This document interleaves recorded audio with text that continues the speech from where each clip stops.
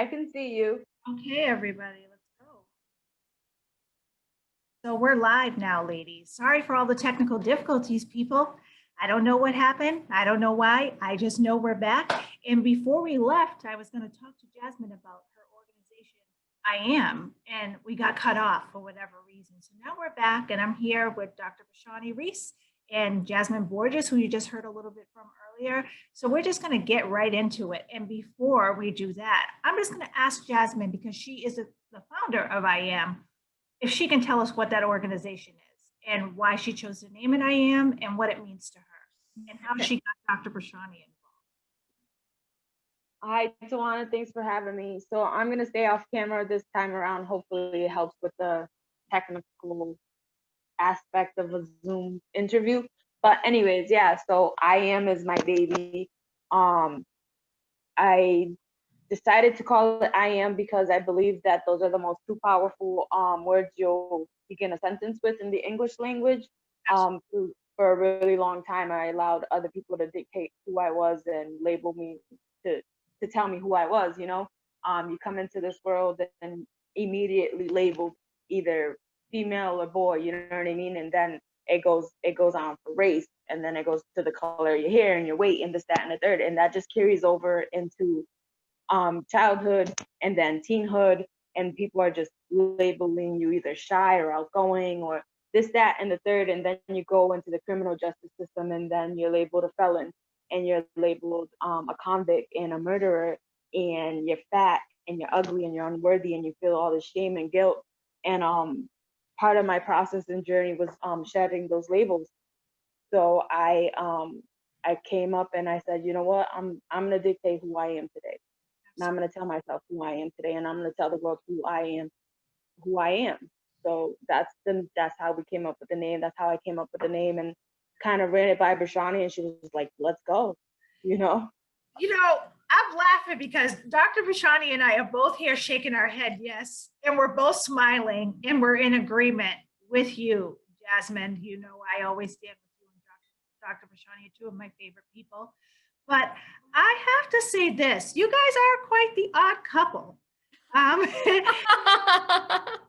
feel like sometimes Jasmin is quiet. Yeah. Jasmin, even when we shot some videos and some pictures here, I noticed that you kind of were reserved and you sat back, and Dr. Brashani was like, let's go. You got a question? I got an answer. I have an answer for all of these things. So it seems like in your organization, I Am, you guys balance each other quite well. And I think that that's so dope on so many levels, because Jasmin, people always said that you wouldn't amount to anything. You are somebody who committed a violent crime. You did 12 and a half years, and you came out with a quarry attached to your back. And then you found somebody like Dr. Brashani who believed in your cause. So I just got the chills, you guys. And it's not because it's cold in here. I do have heat.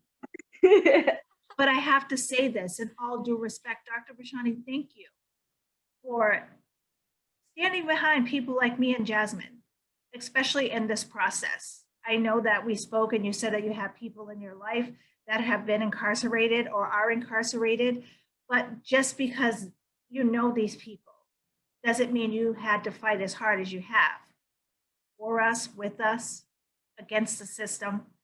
And Jasmin, and to you guys to be a team. So Jasmin has a lot of knowledge from the inside, which makes it even greater as an organization to stand strong. So that means when someone comes up against the organization I Am and says, they don't know what they're talking about. She's a convicted felon. She's a doctor. What a team. Tell me how you two balance each other. Well, first of all, even met? How did you guys even meet? That's what I want to know. Well, I want to say that she doesn't stand behind me. She stands beside of me. Ooh, you know what I'm saying? She's my equal, and I'm her equal in every way. You know what I'm saying? Our different backgrounds do not make up the whole of us. That's just a part of us.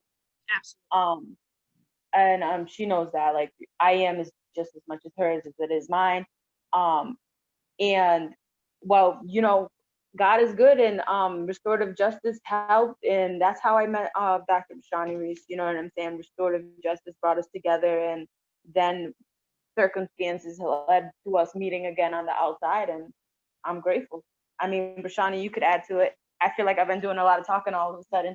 That's a great thing, Jasmine. I want to hear from you. So that is absolutely awesome. So Dr. Brashani, tell me what it was like linking up with Jasmine on the outside after Restorative Justice. There are no words really, Tawana. First, I just want to say thank you so much for having us. And it's really difficult to describe. It's almost like a dream come true in many ways, because restorative justice, part of what makes it so powerful is that it's a community-based perspective. Right. And when you're in the DOC and you're volunteering and you're doing work in there, a lot of the rhetoric that comes out of the Department of Corrections is that you are not allowed to have relationships with the people that you're working with, that you're not allowed to, that there's this they expect this hierarchical approach. Absolutely. And restorative justice is the opposite of a hierarchy. And so even when Jasmine and I were inside and doing work, we were co-facilitators. We were peers. As soon as she was brought up to speed on how to do RJ, and she's a natural at doing things like restorative justice, she was then, once she made it through the programs, which is a requirement of all, individuals to then become facilitators, she was my co-facilitator for groups. So then when you're on the inside, there is this deep connection that is formed doing RJ with the people on the inside. And then really the dream is that then when they come home, that sense of community not only continues, but strengthens. Absolutely. And that you build the community together. There is no such thing as inmate and me. That is a very anti-restorative justice approach. Absolutely. I actually took the class myself, and I have to say that the first class, there was a federal prosecutor in there. Yes. I don't know if I was happy. I don't know what was happening. I just know that I felt a little violated. I'm like, what is she doing here?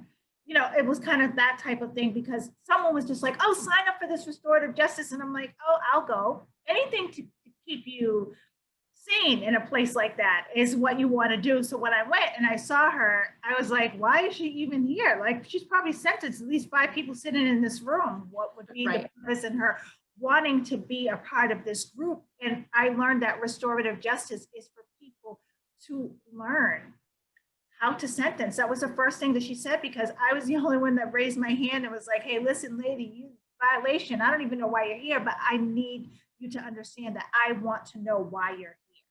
And what are you going to gain from this? Because federal prosecutors, their cases are airtight.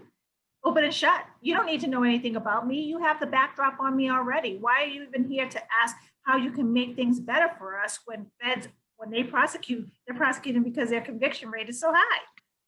So thank you again for coming into the jail, Dr. Brashani, and wanted to participate in a program like that with what society says is people like me and Jasmine. So I definitely appreciate you, but I appreciate Jasmine even more for bringing you to the table and for starting this organization, I Am. Because honestly, what you're doing right now is amazing, and we're going to get into that. Because I want to know, why is this work important to the both of you? You have a co-founder and a founder, a doctor and a convicted felon who actually has a bachelor's degree in liberal arts, who has been in the system for a long time and has seen a lot of things. And together, that makes a mighty force. So tell me about this organization and what you're trying to do. Jasmine, you want to take that first?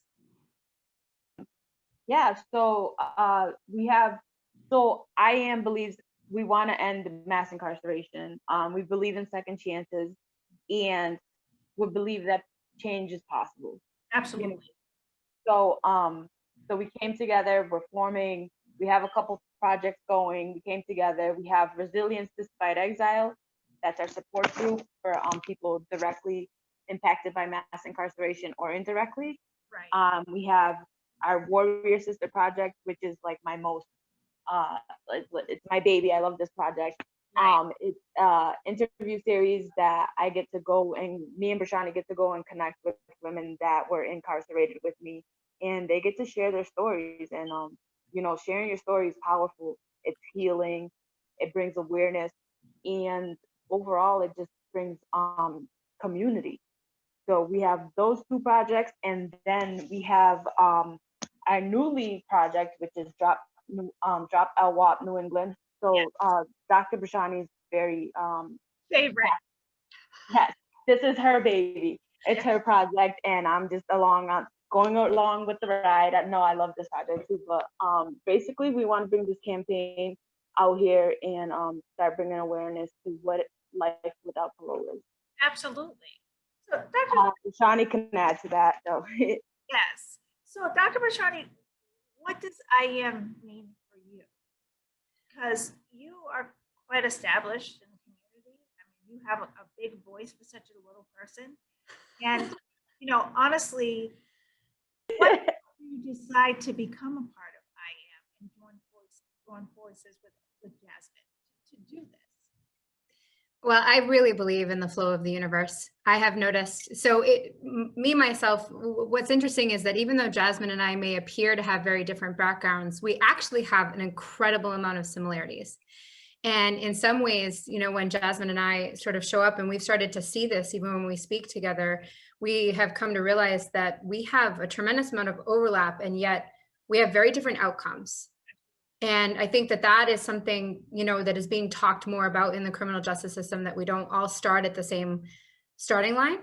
And so, you know, for instance, like I grew up in poverty, but I grew up in white rural poverty. And so how was I able to sort of like get ahead and do things that nobody in my family ever has done, graduating college, getting a doctorate, things like that. And Jasmin sort of shared some of those things during her interview too, about being the first and all of that, but she ended up incarcerated, right? But we had very similar struggles and very similar adolescent experiences. And so that's something that we talk about at I Am now. That's becoming a part of our conversation. So when Jasmin approached me, I was at a point in my life where I had fully surrendered to the universe. There is this fight sometimes that feels like, there are times that I feel like I'm trying to tear down the prison walls with my bare hands. Absolutely. And it's so frustrating. And I had actually had something really traumatic happen in my life about 1.5 years ago. And so I was in the process of recovering from that trauma when Jasmin found me again. And when she started telling me her ideas, I had been looking for a way to, like a platform essentially, to start doing the work again. And how are we going to do this? To me, it was like the flow of the universe bringing her back into my life. And when she started talking about I am and the labels and what they meant to her, it resonated so deeply that there was everything inside of me was like, yes, when shall we do this? Let's do it now. And I remember she was like, what are we doing? And I was like, I don't know, we're scheduling something. We're putting it on the calendar. Like, we're hosting a webinar. And she's like, what? And I'm like, yeah, we're just going to do it. I don't know. Let's do it next week. How about next week? Yeah. I remember my first connection with Jasmin when yeah. So a lot of people know that I'm still on probation, so I'm still on paper. But Jasmin contacted me. I reached out to her initially. I wanted to ask her some questions because I was really saying to myself that I knew that the last time I was in Framingham would be my last time. But I also knew that there was something that I wanted to do outside of Framingham to help the women, because there are so many women who are in need of help, no matter what society thinks, because they've never been there, so they don't know. It's like that blind name that they put on us, that they say, oh, it's supposed to be there. So for me, I needed to reach out to Jasmin. She had done a lot of time. And all of a sudden, a week later, there's going to be a Framingham car rally. And guess who she got to come? Me. Now, she was like, the news people are going to care, you know, all these things. And here's me. Now, I'm on probation. And of course, this is my first time actually completing and being in good standing. And I'm like, yes, let's go. I'm ready to go. I'm ready to go to Framingham and do a car rally because of COVID-19 and how some people were supposed to be released, and how Charlie Baker basically just sat on his hands and said, well, I'll let a couple of people die before I see that it's that bad. And someone actually did pass away in Framingham, which led me to meeting you, Dr. Brashani. And we didn't have any words. You said hello, I said hello. But as I was walking past you, there was some type of presence that was on you that made me turn around and look. And I had to look down because you're short. And I was like, there's something about her. There was something about her being this, like you said, warrior who's never been incarcerated, but just comes out like, "Rawr, I'm ready for this." And had a good turnout. I saw a lot of officers that, seen on the inside, and I was like, oh boy, this is great, like blast from the past. But it was different because I was doing something for the women. And when I heard them screaming that they knew that we were outside, Yes. I was crying because I felt like that could be me. And that's somebody's mother, somebody's daughter, somebody's sister.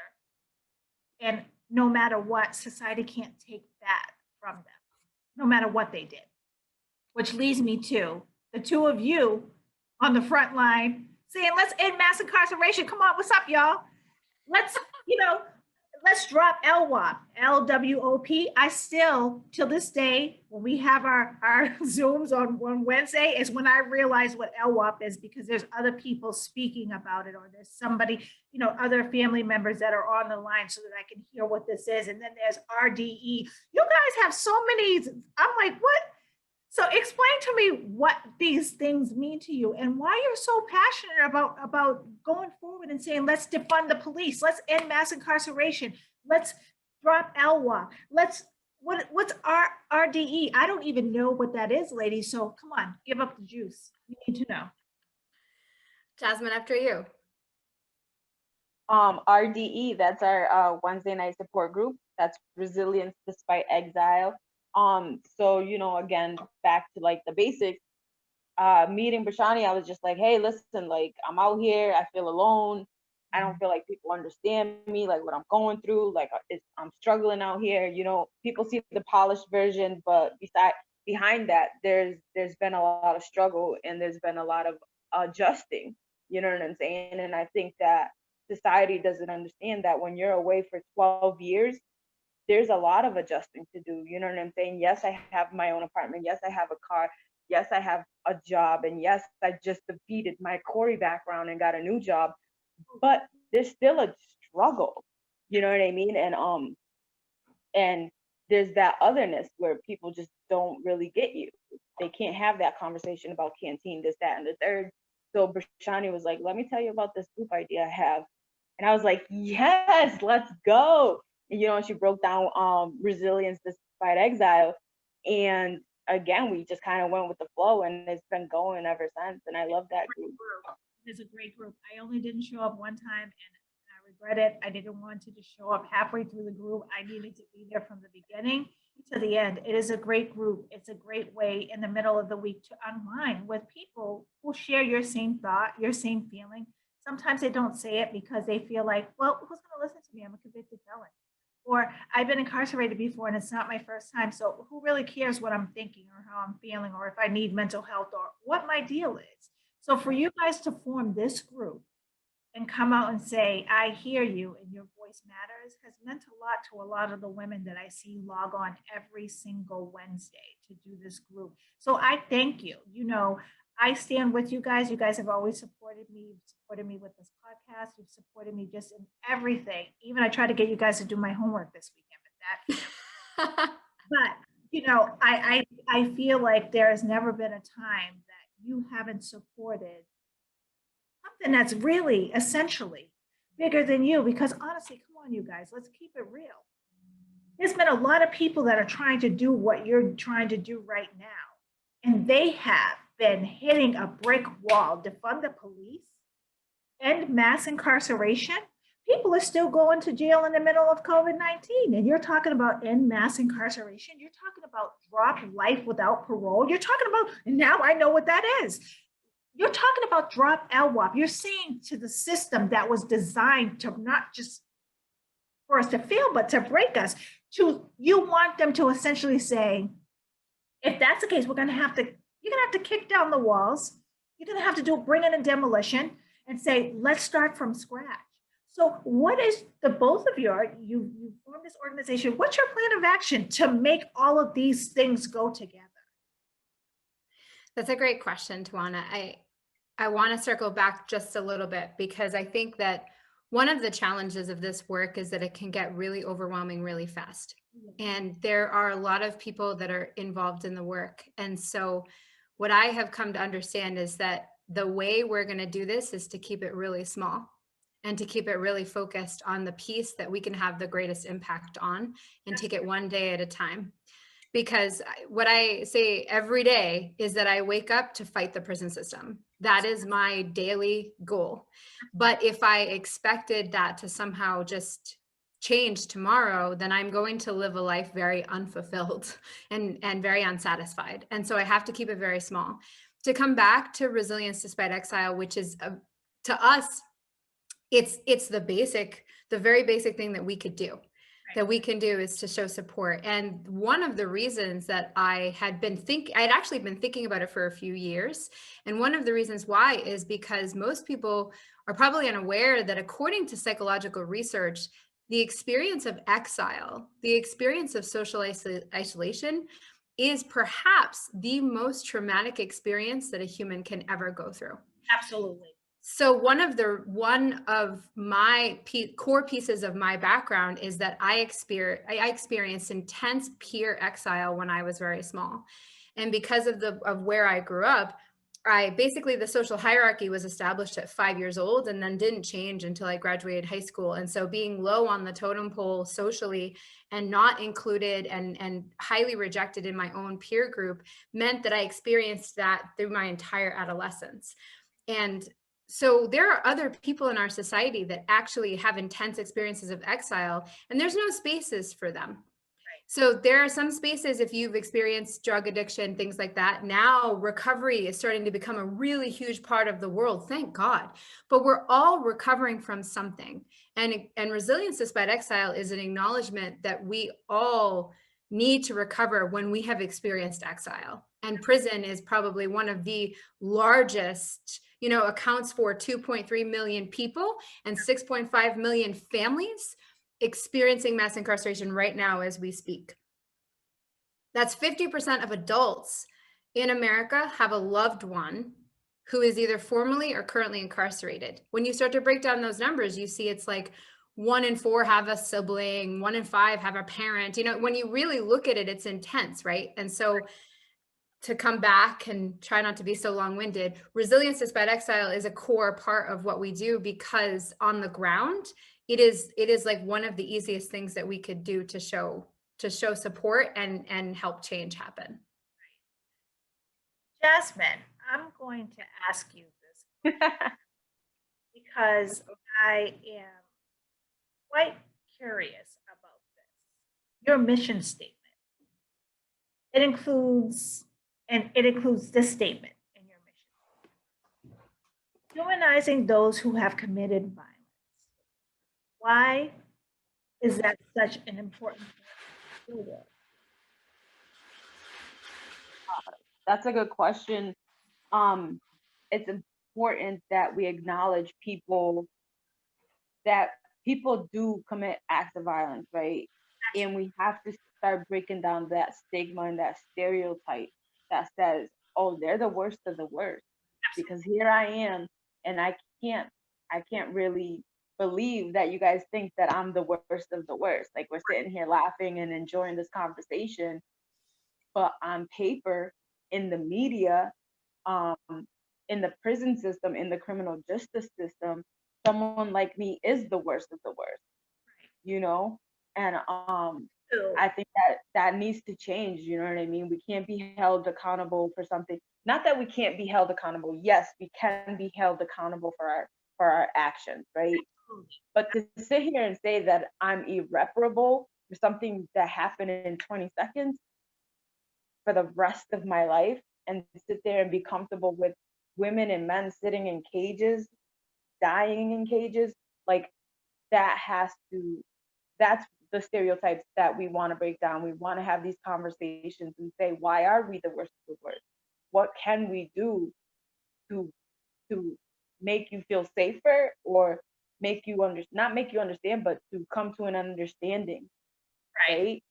And it is really definitely like the work. It's definitely individually, you know what I mean? Like, day by day, every day type of conversations with people. Absolutely. So in your work and mass incarceration, LWOP, all of those things that you're very passionate about, have you guys, because Dr. Brashani, she likes statistics. I took statistics at BU in Framingham, and I passed, but I don't want to relive it. But she likes talking numbers. So let's talk numbers, Dr. Brashani Reece, because you speak about percentages and number of people. 1 out of 5 people have parents or loved ones incarcerated. Have you thought about including those who have been convicted of a crime that they didn't commit, such as Sean Ellis? I watched his Netflix series last night and the night before.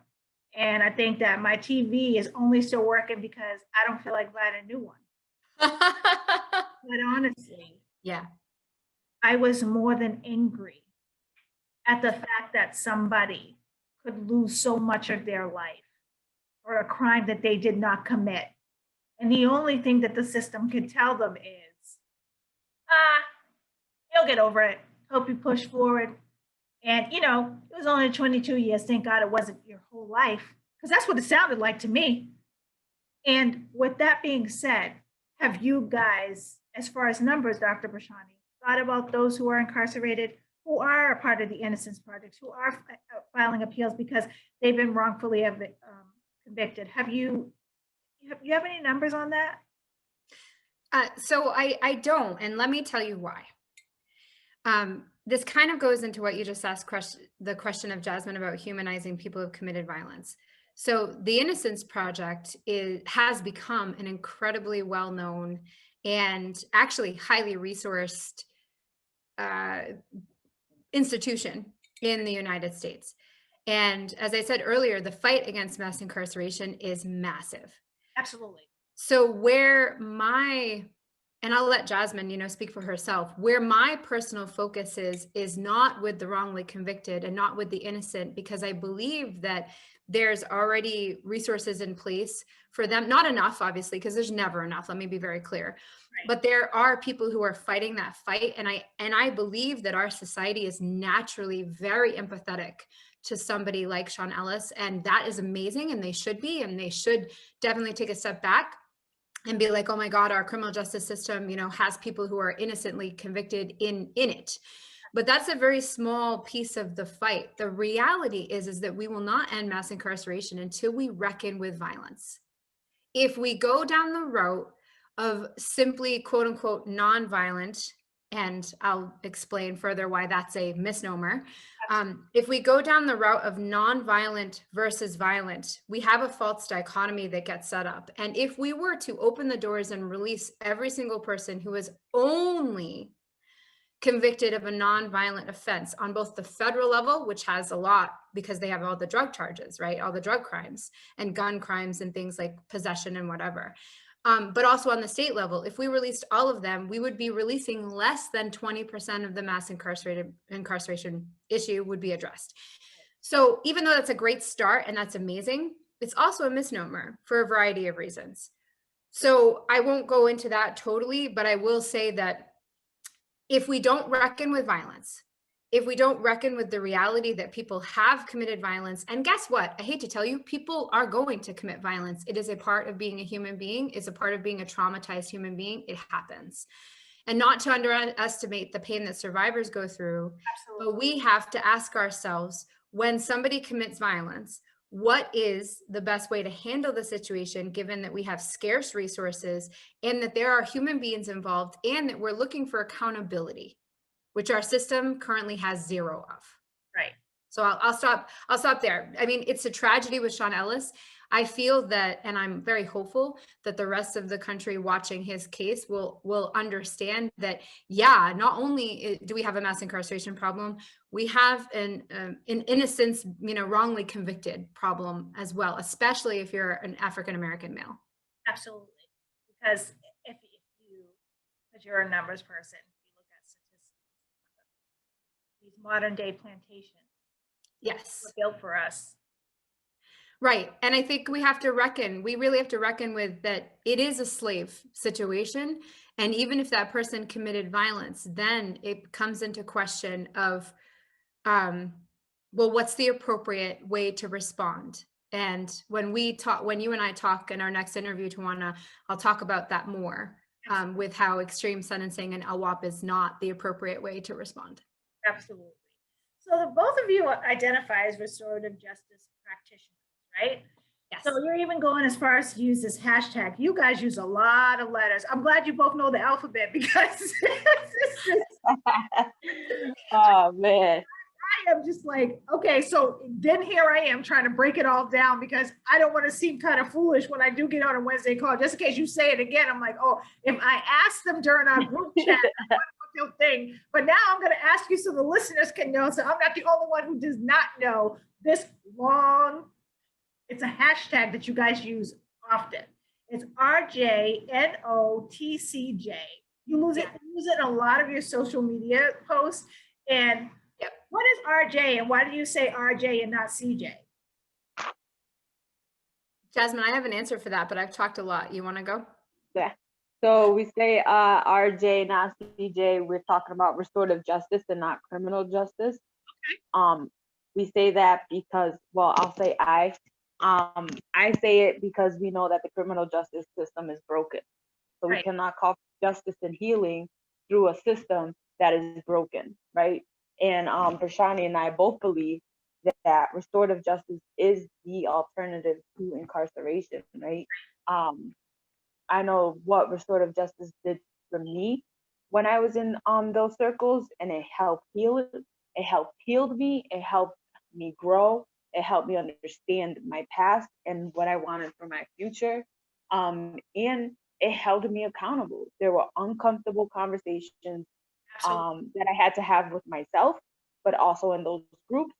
And if we're ever to move forward as a society, as a community, as a people, we have to hold each other accountable through healing, not call for justice through a system that is completely broken and doesn't care about who you are and what happened to you to get to them. Absolutely.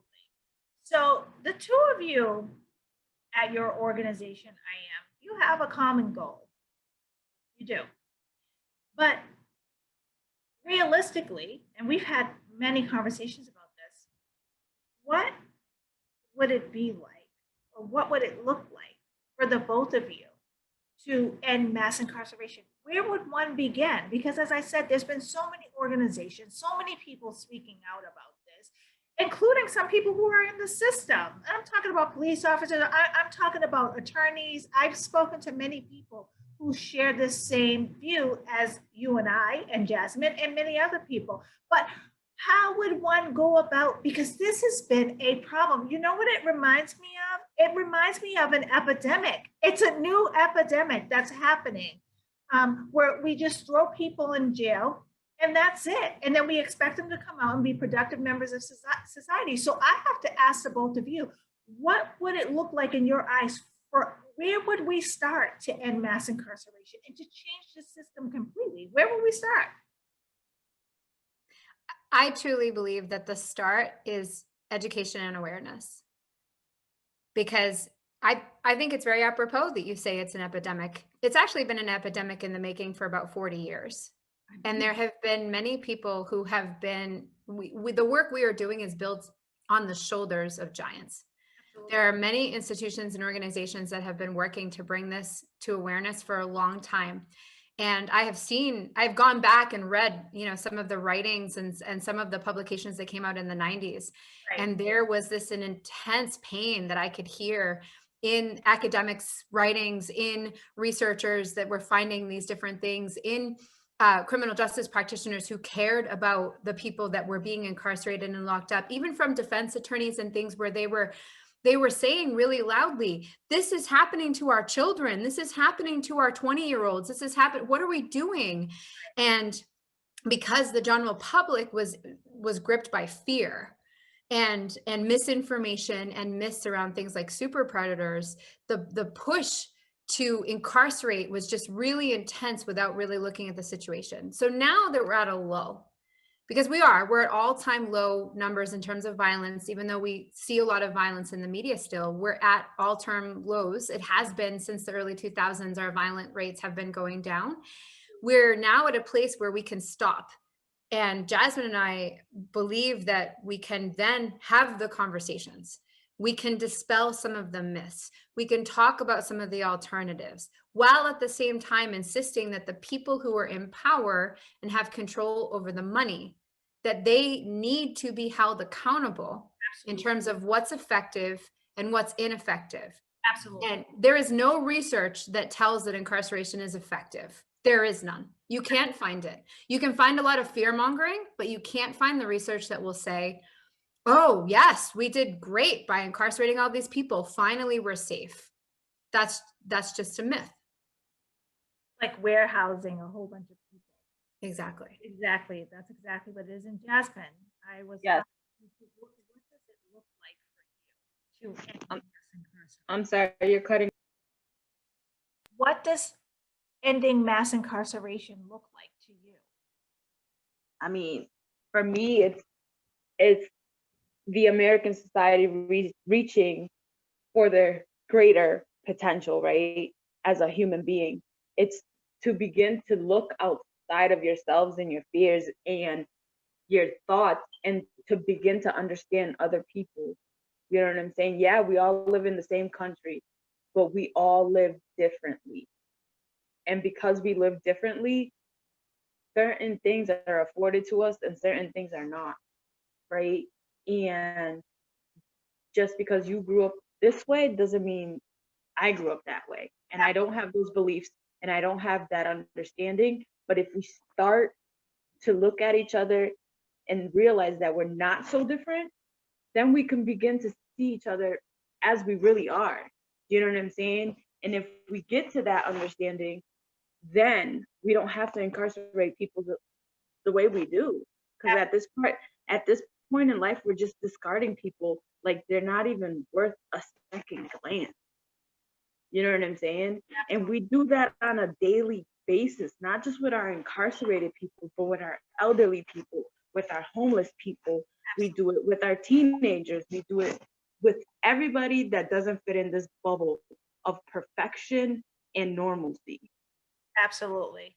And henceforth, not your normal conversation. Because we have conversations that to society is not normal.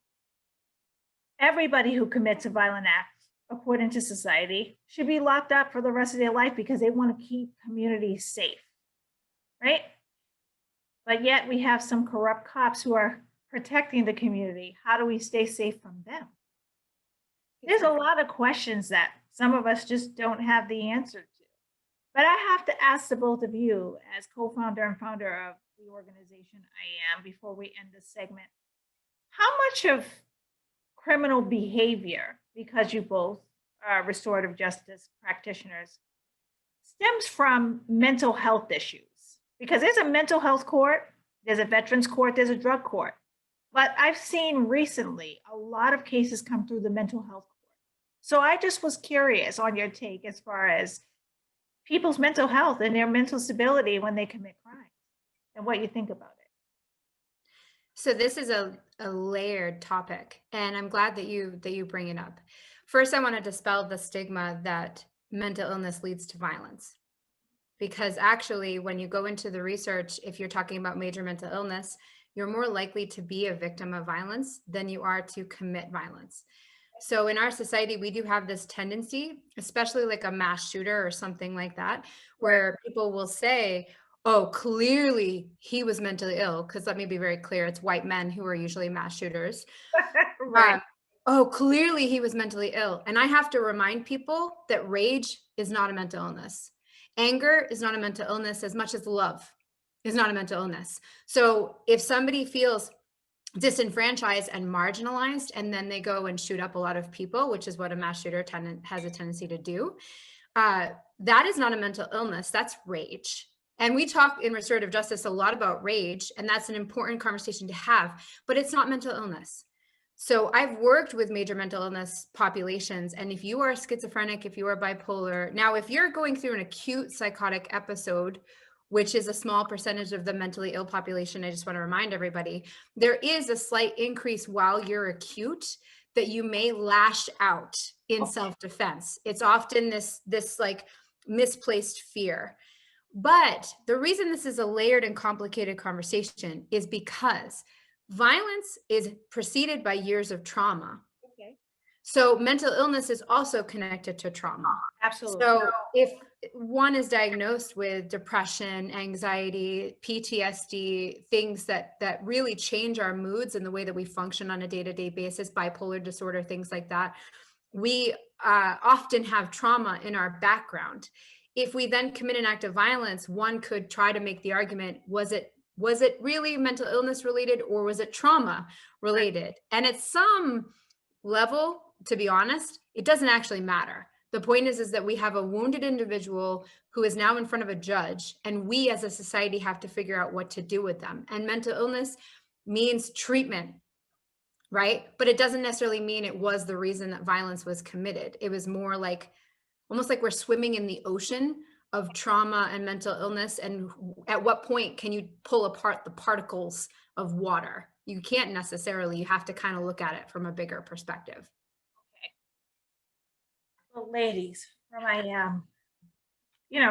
love you guys. You've supported me an awful lot since I've been home. It's been nothing but love. More importantly, I say this to a lot of people on my show, because even if I don't agree with everything that you're saying, I had Michael Branch on here last week, and some things that he said, I respect him. I respect his position as a chief probation officer, and I know that he's a community activist. We don't always have to agree to understand what somebody is saying, and try to recognize where they're coming from, because they're entitled to feel however they feel. However, I'm on board with every last thing you just said, because I believe that if we don't stand for something, we just fall for anything, and it'll continue to be a vicious cycle that we can't break, and then we end up being covered in it. We can't get from under it. And it seems like no matter how many organizations come out, we have not been able to get from under it, because we feel like, because we have difference of opinions, that we can't stand together and be one solid foundation to kick down doors and to knock down some buildings. Never mind kicking a door down. Let's kick the whole damn building down. Seriously. Take out the whole building. Exactly. Because I believe that that's where we're at right now. Some people have kicked in enough doors and nothing has changed. Things have continued to stay the same. And in much cases, if you see the violence against Black men and Black people, you'll see that it's gotten worse. And it's gotten worse within our police department. When I hear Rachel Rollins saying she has a list of 53 officers that have some prior bad acts going on. And I'm sure it wasn't just for 1, 2, 3, 4, 5 years. It's just, she's just now catching on. Those will be the people that'll get a slap on the wrist and they go about their business, when they should be held at a higher standard because they took an oath to protect people like me and you. And they couldn't even do that. So I stand with you always, whether it's a rally, whether it's picketing, whether it's going to Charlie Baker's house and demonstrating, as they call it, whatever it is, I stand with you, and I always will, because I believe in what you're trying to do, Jasmin. I'm so proud of you for doing this organization. I am. And Dr. Brashani, I'm even more proud of you, because society says that you should not be standing with people like me and Jasmin ever. We should never even break bread together. We should never sit at the same table together, because we're not the same. Right. So therefore, we need to show them that the only thing that's different is our skin color, because we have the same heart and the same passion for the same thing.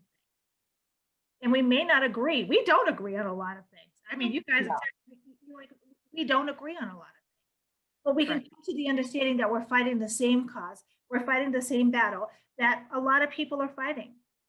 So I thank you, ladies, I am, for your organization, for your time, and for your effort.